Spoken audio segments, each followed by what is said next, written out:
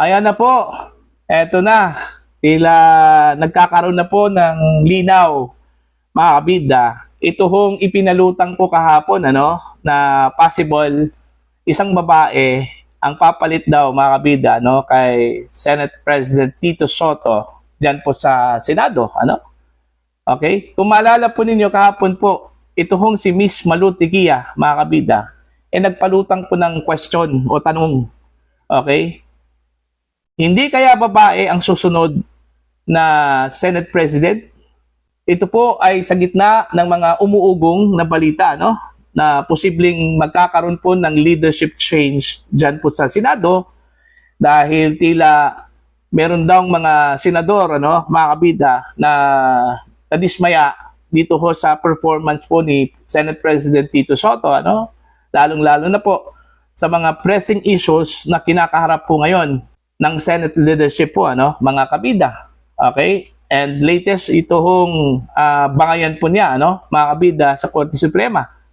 And this is in connection doon ho sa pagbasura po ng SC sa articles of impeachment laban ho kay Vice President Sara Duterte, So hindi po malayo na baka magkaroon po ng leadership change. Okay? Now, sa post po ni Miss Malu Tiquia, mga kabida, kanina lang po sa kanyang Facebook posts, nasabi ko po na unti-unti nang lumilinaw yung posibilidad na baka babae po ang susunod na Senate President. Kasi i-connect ko lang po dito sa kanyang post. Although wala naman po siyang pangalang binanggit dito, mga kabida, pero ito yung kanyang post. Inalis ba naman nyo sa Foreign Affairs? SOSME ang pinalit. SP na yan. Yun yung kanyang post, mga kabida. Eto, himay-himayin po natin yung kanyang post. Yung ibig sabihin po niya na inalis sa Foreign Affairs, ang pagkakaintindi ko dito, mga kabida, patungkol po ito kay Senator Amy Marcos, Bakit? Kasi po, si Senator Amy Marcos, mga kabida, chairperson po ng Committee on Foreign Affairs dyan po sa Senado. Inalis ito bago lang po, mga kabida. At ang pumalit po, alam nyo kung sino? Wala hong iba. Ito hong si Senator Erwin Tulfo, na kamakailan lang po, mga kabida, naging kontrobersyal. Dahil doon sa kanyang speech na gusto niyang palayasin ito hong mga Chinese officials kung hindi po nila nagustuhan yung uri po ng gobyerno po natin dito, na isang demokrasya po, mga kabida.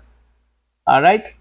Kaya, nasabi ko po na unti-unti na pong lumilinaw yung ibig sabihin po ni Miss Tiquia sa kanyang tanong na babae ba ang magiging Senate President, mga kabida, kung sakali man po matuloy ito hong pagbabago ho ng leadership diyan po sa Senate, 'di ba?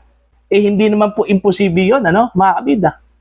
Okay, unang-una po veteranang senador na po yung si Senator Amy Marcos, kahit papaano po, may influence yan, kahit na po kalaban po ni President Bongbong Marcos po, mga kabida.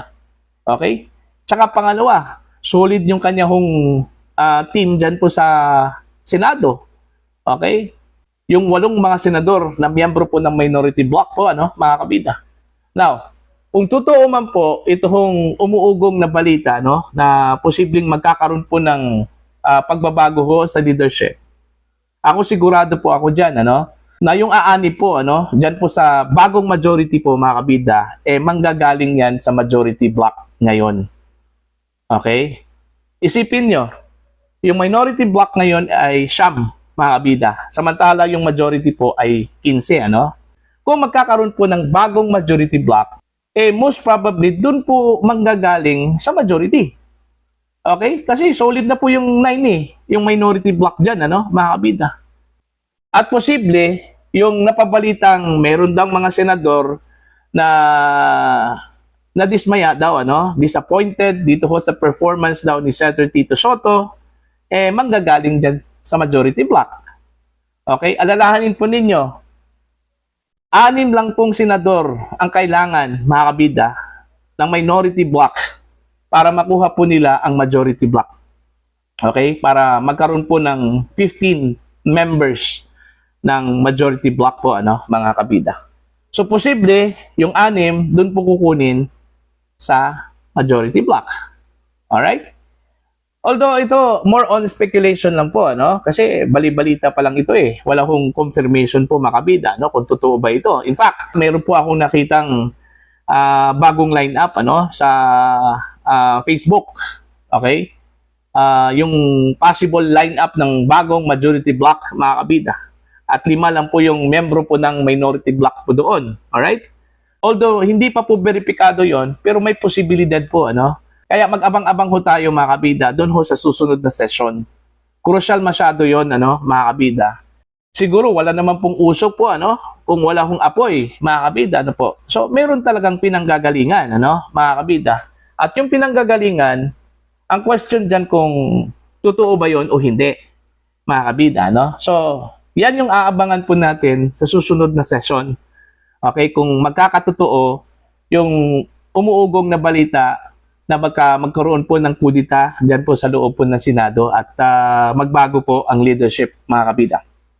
At aabangan po natin kung talaga bang babae po ang magiging susunod na Senate President. Kasi kung mangyayari po yan, mga kabida, this is the first time na babae po ang Senate President sa kasaysayan po ng Senado. Ano?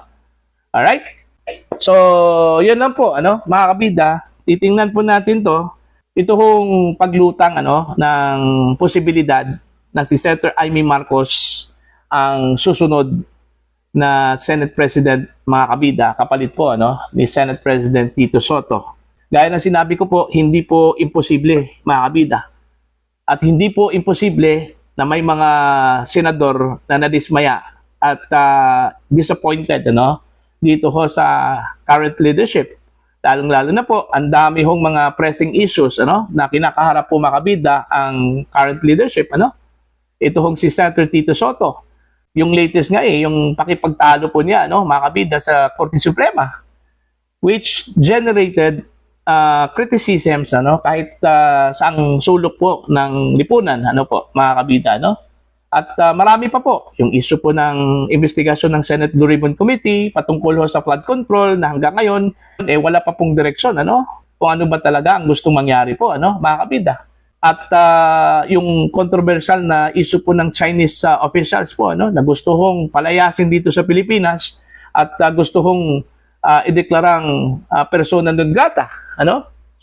Buti na lang po ay hindi po sinang-ayunan po ng Pangulo, ano po, mga kabida, ano. So yung mga ganong mga issues na posibleng nakakaapekto po sa mga senador, no? Lalo-lalo na sa hanay po ng majority block, ano, mga kabida. Ito lang issue po ng bangayan po, no, ni Senator Tito Soto, mga kabida, no, laban ho sa Korte Suprema. Napakalaking bagay na po ito, ano, na posible hong nakadismaya po, ano, sa panig po ng ilang mga senador po diyan po sa Senate. Kasi mantakin nyo, mga kabida, no? Parang lumabas kasi dito na hindi ho sumusunod. Ito hong si Senator Tito Soto, ano, sa desisyon po ng Korte Suprema. Taliwas doon ho sa panawagan po ni Senator Ping Lacson na kanya hong kalyado, mga kabida, na kahit po mali man o tama, okay, misinterpreted man o hindi, yung naging desisyon po ng Korte Suprema, kailangan po natin igalang po, ano, yung kanila hong desisyon, mga kabida, ano. Ano bang silbi yung pagiging Panginoon daw, ano, ng mga maestrado diyan sa Padre Faura kung walang silbi yon, ano, mga kabida, ano po. 'Di ba?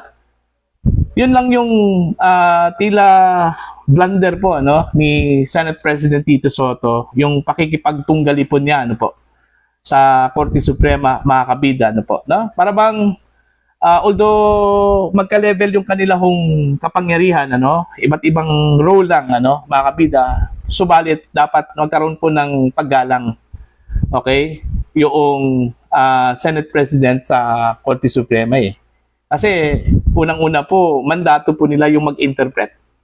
Gaya na sinabi ko po, mga kabida, ayon po sa ilang mga legal experts, kahit na po mali yung interpretasyon ng Korte Suprema sa isang bagay, mga kabida, since sila po ay inatasan po ng ating saligang batas to interpret laws, kailangan igalang po natin yon, sundin po natin yon, kasi yon yung mandato po nila, no, mga kabida. Di ba?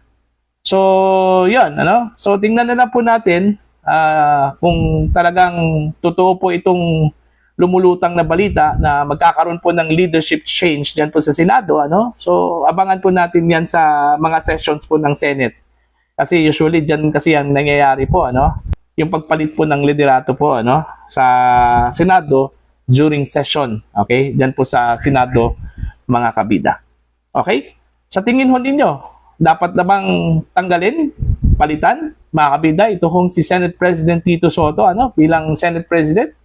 At magkakaroon po ng this time bagong leadership na isang babae.